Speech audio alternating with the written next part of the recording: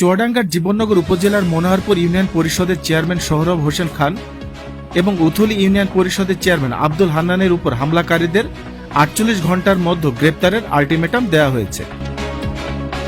রবিবার বিকাল ৪টার দিকে সংবাদ সম্মেলন করেন এই আলটিমেটাম দেয় জীবননগর পৌর আওয়ামী লীগ ও জীবননগর চেয়ারম্যান অ্যাসোসিয়েশন। জীবননগর উপজেলা পরিষদ অডিটোরিয়ামে অনুষ্ঠিত সংবাদ সম্মেলনে লিখিত বক্তব্য পাঠ করেন জীবননগর পৌর আওয়ামী লীগের ভারপ্রাপ্ত সভাপতি সেকেন্দার আলী। সংবাদ সম্মেলনে বলা হয়, গত ২৮ মে আব্দুল হান্নানের উপর অতর্কিত হামলার রেশ কাটতে না কাটতেই আবার ২৮ জন মাত্র এক মাসের ব্যবধানে মনোহরপুর ইউনিয়ন পরিষদ চেয়ারম্যানের উপর একই কায়দায় মোটরসাইকেল চালানো অবস্থায় হামলা করা হয়, যা সত্যিই দুঃখজনক। বর্তমানে তারা দুজনেই ঢাকায় চিকিৎসাধীন রয়েছে, কিন্তু অতি দুঃখের বিষয় জীবননগর থানা পুলিশ এখনো পর্যন্ত মূল হামলাকারীদের আটক করতে পারেনি, যার ফলে আমরা শঙ্কিত ও নিরাপত্তাহীনতায় ভুগছি।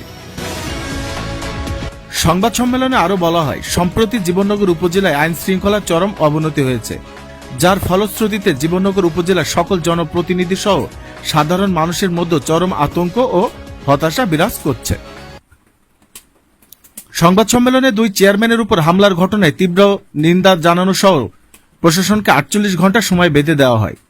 এর মধ্যে হামলাকারীদের গ্রেপ্তারে ব্যর্থ হলে উপজেলার সকল জনপ্রতিনিধি ও সাধারণ জনগণকে সাথে নিয়ে মানববন্ধন, মৌন মিছিল, মাননীয় প্রধানমন্ত্রী বরাবর স্মারকলিপি পেশ সহ বৃহত্তর আন্দোলন গড়ে তোলা হবে বলে জানানো হয়।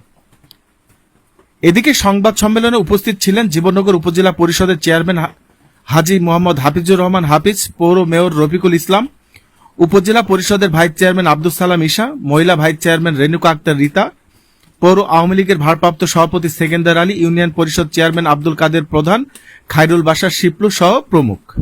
এম আই মুকুল, দৈনিক সকালের সময়।